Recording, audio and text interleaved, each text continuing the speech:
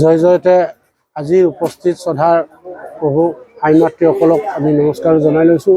তাৰপিছতে আমি সাংবাদিক বন্ধুসকলক সমস্তকে আমি সেৱা গ্ৰহণ কৰিবৰ কাৰণে মই মোৰ ফালৰ পৰা প্ৰথমতে আমি আজি যোগদান কাৰ্যসূচী সেইটো কাৰণে কৰিব লগা হ'ল। অসমত আমাৰ নতুন আঞ্চলিক দল ৰাইজৰ দল, গতিকে আমি আঞ্চলিক দলটো কেনেকৈ জীয়াই ৰাখিব লাগিব ভৱিষ্যত, যিহেতুকে আঞ্চলিক দল নহ'লে আজিকালি প্ৰত্যেকটো গোটেই অল অভাৰ ইণ্ডিয়াতে যেনেকৈ মেঘালয়ত তেনেকৈ আঞ্চলিক দলে চলাই আছে আৰু ৱেষ্ট বেংগলত আঞ্চলিক দলে চলাই আছে, চেন্নাইত আঞ্চলিক দলে চলাই আছে। প্ৰত্যেকটো আঞ্চলিক দলেহে আচলতে নিজৰ মানুহখিনিহে নিজৰ দুখ গুণখিনি বুজি পোৱা যায়। সেইকাৰণে আমাক আঞ্চলিক দল সেইটো কাৰণে লাগে ৰাইজৰ দলে আমাৰ প্ৰকৃত শুদ্ধ আৰু সত্য পথত আগুৱাই নিব বুলি মই আশা কৰিছোঁ নতুন প্ৰজন্মক। আৰু নতুন প্ৰজন্মই যেনেকৈ আমি এতিয়া ভুল পথে যাতে নাযায়, আমাৰ ৰাইজৰ দলৰ সভাপতি আমাৰ অখিল গগৈ ডাঙৰীয়াই যিটো শুদ্ধ আৰু সত্য স্পষ্টবাদী, কাকো ভয় নকৰে, ভয় কৰিবলগা নাই, তেখেতে শুদ্ধ পথত আগুৱাই নিব বুলি মই আশা ৰাখিছোঁ। আৰু আমিও তেনেকৈ শুদ্ধ আৰু সত্য পথত আমাৰ নিজৰ গহপুৰ সমষ্টিখন উন্নতি পথত আগুৱাই নিবৰ কাৰণে প্ৰতিশ্ৰুতিবদ্ধ। গতিকে আমি ভৱিষ্যত উঠি অহা নতুন প্ৰজন্ম কেনেকৈ শুদ্ধ পথটো দেখাব পাৰোঁ সেইখিনি ভাবিছোঁ। কাৰণ এটা কথা হ'ল, আমাৰ শংকৰ গুৰুজনাই কৈছিলে যে আপুনি বিকয় হোৱা যিটো নৰে, বিকয়কো গুৰু মানে, যেনৈ অন্ধ লাকে অন্ধেই উপদেশে। তাৰমানে এজন অন্ধক কেতিয়াও শুদ্ধ পথ দেখাব নোৱাৰে। যিখিনি আমাৰ ৰাইজৰ প্ৰতিনিধি এজনে যদি লোভে মোহে যদি অন্ধ হৈ থাকে, গতিকে বেলেগক কেতিয়াও শুদ্ধ পথ দেখুৱাব। মই গহপুৰৰ পৰা প্ৰাৰ্থিত্ব আগবঢ়াম বুলিতো কংগ্ৰেছ দলৰ পৰা আজি 5 বছৰ ধৰি লাগিয়ে আছিলোঁ, কিন্তু কংগ্ৰেছ দলে আমাক মানে টিকেটৰ পৰা বঞ্চিত কৰিলে। কিছুমান ঐশ্বৰিক শক্তিয়ে আমাক মানে টিকেটৰ পৰা বঞ্চিত কৰালে। তথাপিও আমি মন ভাঙি যোৱা নাই, কাৰণ আমি ফাইট কৰিব লাগিব, যুদ্ধ কৰিব লাগিব। যুদ্ধত এবাৰ জয় নহ'লেও নেক্সট টাইম হ'লেও জয় হ'ম। কিমান আজি আপোনাৰ নেতৃত্বত কিমানে জইন কৰিছে? আজি প্ৰায় 200-150 ওপৰত জইন কৰিছে।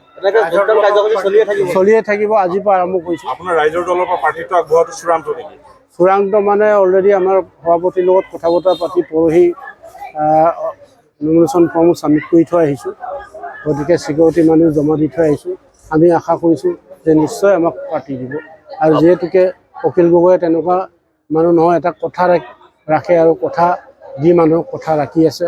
আৰু সেই তেনেকৈ তেওঁৰ নেতৃত্বত আজি আমাৰ আঞ্চলিক দল হিচাপে স্পষ্টবাদী আৰু তেখেত হ'ল সাহসী আৰু ভৱিষ্যত নতুন প্ৰজন্মক আগুৱাই নিব বুলি অত্যন্ত বিশ্বাস আৰু তেনেকৈ দেখুৱাইও গৈ আছে। ৰাইজৰ দলত কিমান শক্তিশালী ৰূপত গঢ়ি তুলিব পাৰিব আপোনালোকে গহপুৰত? আমি গহপুৰত আজি চাওঁ এটা কথা কি, মোৰ অকল চিম্বলটোহে চেঞ্জ হৈছে, মোৰ মানুহটো চেঞ্জ হোৱা নাই। গতিকে গোটেই মানুহখিনি মোক চিনিও পায়। আৰু কাৰণ পঞ্চায়ত ইলেকশ্যনত মই নিজে দেহে কেহে লাগি আলিয়ে গলিয়ে গৈ প্ৰত্যেকটো আমাৰ পঞ্চায়তৰ ৱাৰ্ড মেম্বাৰৰ পৰা আৰম্ভ কৰি AP মেম্বাৰৰ পৰা আৰম্ভ কৰি ZPC মেম্বাৰলৈকে মই জনে মই নিজে প্ৰেক্টিকেলি গৈ চবকে সহায় কৰি থৈছোঁ। আৰু মই তেনেকৈ কেম্পিঙো কৰিছোঁ। সেই কেম্পিং কৰাৰ সময়ত আৰু মোক গোটেই মানুহখিনি চিনিও পায়। তাৰপিছতো মই ইয়াত গহপুৰবাসীক এতিয়াৰ পৰা বুলি নহয়, মই 1985ৰ পৰা মই গহপুৰত ইয়াত মই 94তে ঘৰ বনাইছোঁ। আপুনি যিহেতু কংগ্ৰেছ দলৰ এগৰাকী বিষয়ববীয়াও আছিলে আৰু কংগ্ৰেছ দলৰ হৈ যথেষ্ট কামো কৰিছিলে দলটোৰ কাৰণে, কিন্তু আজি ৰাইজৰ দল কিয় বাছি ল'লে? চাওক, ৰাইজৰ দলটো হ'ল আমাৰ আঞ্চলিক দল। এই আঞ্চলিকতা বাদটো থাকিলে আমাৰ মনতো যে আন্তৰিকতাটো থাকিব নিজৰ। আজি দিল্লীৰ পৰা আমি দিল্লীলৈ গৈ নাপাওঁ। আম আদমি পাৰ্টিটো যেনেকৈ দিল্লীতে আছে, আমাৰ ইয়াত কিন্তু যিটো মেইন আমাৰ সভাপতি অখিল গগৈ দেহে কেহে কষ্ট কৰি এই আঞ্চলিক দলটো গঠন কৰিছে। আমি আশা কৰিছোঁ তেওঁ যিহেতু অখিল গগৈ যেনেকৈ বোকা পানী গছকি অসমৰ মাটিৰ গোন্ধটো বুজি পায়, মানুহৰ সমস্যা বুজি পায়, দুখীয়া মানুহক।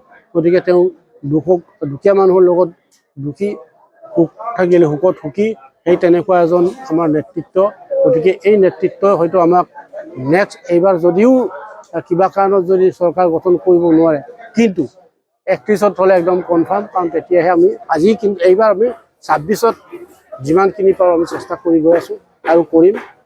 ৰাইজৰ দলত আপোনাৰ যোগদানে কংগ্ৰেছক বৃহৎ ক্ষতি কৰিব নেকি এবাৰ নিৰ্বাচনত? সেইটো চাওক, মই সেইটো নাভাবোঁ মোক ক্ষতি কৰিব নে কিবা কৰিব বা সিহঁতক ক্ষতি কৰে নাই, কিন্তু মোৰ লগত যিখিনি মানুহ আছে সেইখিনি মানুহ মই টিকেট নোপোৱাৰ কাৰণে মই ইলেকশ্যন নেখেলোঁ বুলিয়ে ভাবি থৈছোঁ। কিন্তু মোৰ লগত থকা মানুহবিলাকে কৈছে যে আপুনিও ৰিপুণ বৰাৰ নিচিনাকৈ আমাক আলেৱাটানি কৰি এৰি থৈ যাব নেকি। আপোনাৰ লগত কিমানমান এতিয়া কৰ্মকৰ্তা জড়িত হৈ আছে? মোৰ লগত কৰ্মকৰ্তাটো এতিয়াও নাই বুলি ক'লেও 40-45 হাজাৰ মোৰ লগত, কাৰণ মই পঞ্চায়তৰ প্ৰত্যেকটো ৱাৰ্ড মেম্বাৰৰ পৰা আৰম্ভ কৰি ZPC-লৈকে গোটেইখিনিয়ে মোৰ লগত জড়িত হৈ আছেতো। গতিকে তেখেতলোকে যদিও দল ত্যাগ কৰিব নোৱাৰিব পাৰে কিন্তু মোৰ লগত আছে বুলি মই বিশ্বাস কৰোঁ। চিম্বল কি হ'ব আপোনালোকৰ? চিম্বলটো আমাৰ যিটো বেলিটো। নিশ্চয়, ধন্যবাদ। মই নমস্কাৰ জনাইছোঁ। মই কংগ্ৰেছ দলৰ এটা সক্ৰিয় সদস্য আছিলোঁ সোণাপুৰ পঞ্চায়তৰ, আৰু এটা কংগ্ৰেছ দলৰ যিটো কেণ্ডিডেট প্ৰত্যাশী দীনেন পেগু নোপোৱাৰ কাৰণে আমাক এতিয়া আমি কংগ্ৰেছ দলৰ পৰা ত্যাগ কৰি ৰাইজৰ দলত আমি যোগদান কৰি তেওঁক এতিয়া জয়যুক্ত কৰিম বুলি আমি আশা কৰিছোঁ। 70%। আজি কিমান মান সমৰ্থকে আপোনালোকক যোগদান কৰিছে? 200জন ওপৰ হ'ব। প্ৰায় 200 ওপৰ। আপোনালোকেতো দেখিছেই, 200 আপোনালোকেতো দেখিছে 200 ওপৰত আছে, কম হোৱা নাই। মানে ভাবিছিলে এনেকুৱা 200জনৰ ওপৰতে হ'ব এইটো জইন কৰা হৈছে আজি। ছাৰৰ প্ৰতি অনুগত্য আছে, সকলোখিনি আমি দলৰ কাম কৰিবৰ কাৰণে আহিছোঁ, আৰু ইয়াৰ সভাৰ উদ্দেশ্য বাখ্যাখিনি ইমানেই, আমি পিছত বেছি বহল নকৰোঁ।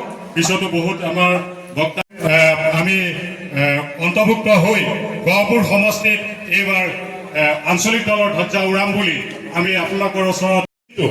আমি অতদিন দলটোৰ কাৰণে কষ্ট কৰি আহি শেষ মুহূৰ্তত 3 মহীয়া এজন গাখীৰ খোৱা কেঁচুৱাক গহপুৰ সমষ্টিৰ টিকেট আমাৰ নিৰ্বাচন আহিল, টিকেট দিয়াৰ ব্যৱস্থা কৰিব বিচাৰিলে। কংগ্ৰেছ জীয়াই ৰাখিবৰ কাৰণে আমি সেই টাইমটোৰ পৰা দীনেন পেগু ছাৰক লগত